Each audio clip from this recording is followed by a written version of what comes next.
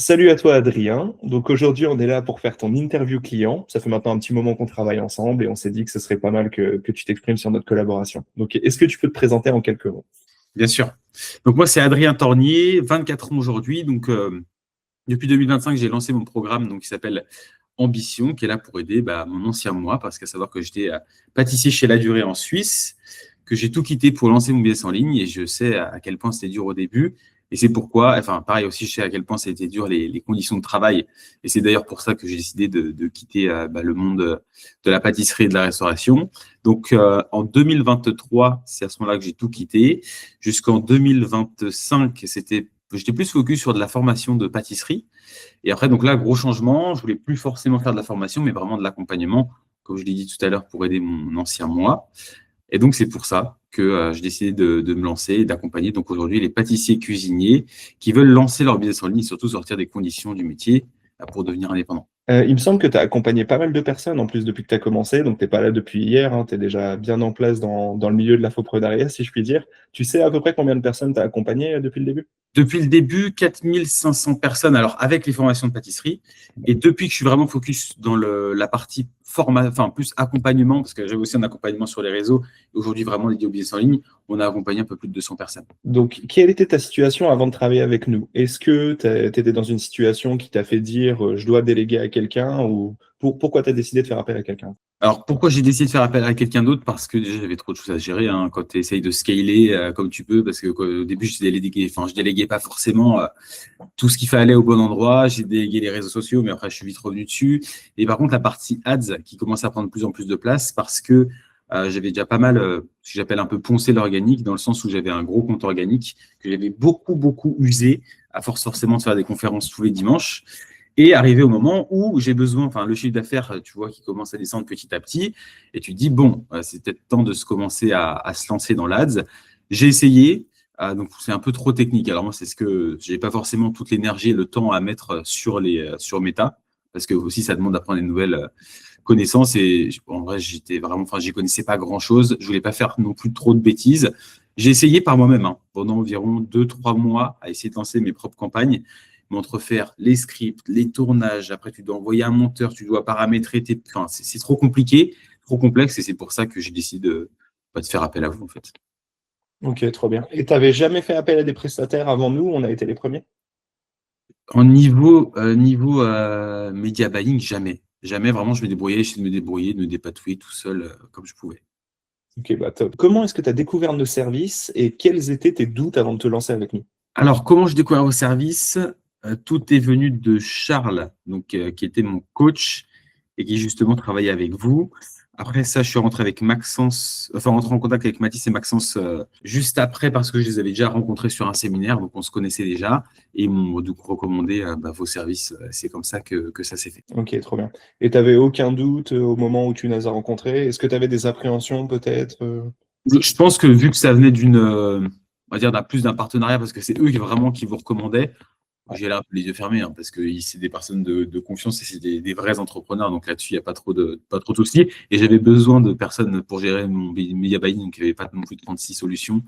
Et ça m'a paru directement très pro. Donc c'est pour ça que j'y ai let's go. Bon, bah parfait. Bon, bah, est-ce que tu peux décrire aux gens comment s'est passé notre accompagnement? Est-ce que la collaboration s'est bien passée? Qu'est-ce que tu as pensé de la communication et de ce qu'on t'a proposé en termes de délivrer? Ouais. Niveau accompagnement, donc il me semble qu'on a commencé à travailler ensemble en août et qu'on a vraiment commencé en septembre. Ouais. Donc, niveau de la communication, je pense que c'est le vrai gros point clé avec la transparence. Et ça, c'était vraiment votre mot-clé au Ouais. début lors de nos premiers appels, je me rappelle. Ah, c'est pas juste un mot-clé, on le fait. Pour le coup, Ouais, non, c'est vraiment de la transparence sur le côté accompagnement. Et aussi le côté proximité que j'aime beaucoup parce que forcément, on communique donc là encore via WhatsApp. Mais voilà, beaucoup de réactivité, que ce soit, j'envoie un message le dimanche soir à 22h ou un lundi à 8h, il y a toujours quelqu'un qui me répond. Donc ça, c'est parfait. Au niveau des urgences aussi, il y a un ou deux moments, forcément, on a dû gérer des petits problèmes sur les pubs qu'on avait. Et pareil, j'envoie un message, le problème est réglé le plus rapidement possible. Donc là-dessus, il y a vraiment. Franchement, c'est vraiment un service très quali. Et le côté transparence aussi. Quand il y a des choses qui ne vont pas, on n'hésite pas aussi à se le dire. Quand il y a des créas qui ne vont pas, on n'hésite pas non plus. Quand il y a des vrais problèmes, on n'hésite pas. Donc c'est vraiment ça le côté Ouais, c'est ça un peu, pour moi, une vraie collab. Hein. Il y a pas, on n'est pas là pour jouer un rôle. Tu vois. Ouais, on n'est pas là pour jouer un rôle et on n'est pas là pour être des exécutants aveugles. Quand on est là pour t'apporter une vraie stratégie, pour prendre des décisions, analyser ce qui se passe et essayer d'itérer dans le meilleur des sens. Ouais, Exactement. c'est trop bien. Est-ce que tu as pu voir un changement après notre collaboration? Est-ce que ça t'a apporté quelque chose?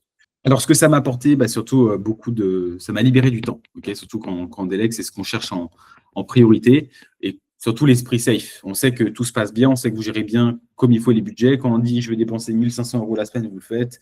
Quand c'est 2 000 €, voilà, il n'y a rien qui est dépassé. En général, c'est toujours bien respecté. Donc, c'est surtout ça, de la tranquillité d'esprit et du temps. Donc, c'est vraiment ça que ça m'a apporté et surtout des résultats. Heureusement, parce que sinon, j'aurais pas fait appel à vous. Ouais. Mais voilà, on va dire, alors au niveau des coûts par lead, attention toujours entre le coût par lead et derrière ce que ça nous apporte réellement, il y a une vraie différence. Parce qu'au début, moi, je pensais qu'il fallait toujours avoir le coût par lead le plus bas, ce qui est faux. Honnêtement, je pense que mes coûts par lead n'ont pas bougé, voire ont un petit peu augmenté. Mais par contre, derrière, forcément, on a des prospects beaucoup plus quali. Parce qu'avant, je mettais full broad, je mettais mes ads, on laissait tranquille l'algorithme faire. D'ailleurs, on n'a pas forcément les personnes les plus quali. Et donc, au final, le coût par lead est peut-être moins élevé, mais derrière, au final, tu closes personne. Alors que quand c'est ciblé, quand la publicité est mise devant les bonnes personnes, et aussi ça nous permet de retravailler, je crois qu'ensemble on l'a fait, mais retravailler vraiment l'avatar pour savoir vraiment à qui distribuer les ads. Donc ça, c'est vraiment très utile. Et donc ouais, forcément, beaucoup de résultats au niveau de la qualification des leads. Et derrière, bah, les closers sont plus contents, le chiffre d'affaires aussi. Et est-ce que tu serais OK pour nous partager des chiffres et la méthode de travail qu'on a mis en place, leur dire à quelle fréquence on fait de la publicité et je ne sais pas, sur soit la semaine ou sur le mois, ce que ça peut te générer en CA ou... Ouais, même en termes de lead. Alors, depuis qu'on travaille ensemble, alors j'étais sur un système un peu spécial pendant les 4 derniers mois de l'année, où j'étais vraiment sur pas un tunnel de closing classique, mais vraiment sur un tunnel que j'appelais mon programme Ambition, c'était Ambition Expérience, un essai gratuit. Donc, on ne faisait pas d'appel de closing classique. On dépensait, je crois, environ 1 500 € semaine, Ouais. environ. Donc, ça rapportait beaucoup, beaucoup de leads. Alors, jusqu'à novembre, on a eu des très beaux résultats où j'ai même pu dépasser, on a fait entre 55 et 60, j'ai plus le chiffre d'affaires exact, mais entre 55 et 60 000 €. En octobre, on a réalisé le meilleur chiffre d'affaires de l'année. Donc là-dessus, on était très, très contents. Et ça venait à 80% de l'ADS. Donc encore une fois, il n'y a pas une balance, il n'y avait pas encore la balance organique ads. Là, c'était vraiment full ads. Donc c'est pour ça qu'on était très contents à ce niveau-là. Et après, un peu plus en dégringolade novembre et décembre. Novembre, on a fait un très beau mois aussi à 45 ou 50 000. Mais décembre, on n'a pas eu vraiment des belles stats. Parce que forcément, quand tu es pâtissier et cuisinier, ça n'est plus de ma cible, dans le sens où eux, ils ont beaucoup de travail, ils ont du mal à se projeter. Donc là, c'est ça qu'on reprend en janvier et que là, on a déjà fait le webi avec pas mal d'inscrits. Ça rapporte beaucoup de nouveaux leads aussi, donc ça, c'est cool. Bon, bah, trop bien. Bon, bah, super. Déjà, est-ce que tu nous recommanderais à quelqu'un? Et si tu nous recommanderais, qu'est-ce que tu lui dirais s'il avait des doutes par rapport à notre service?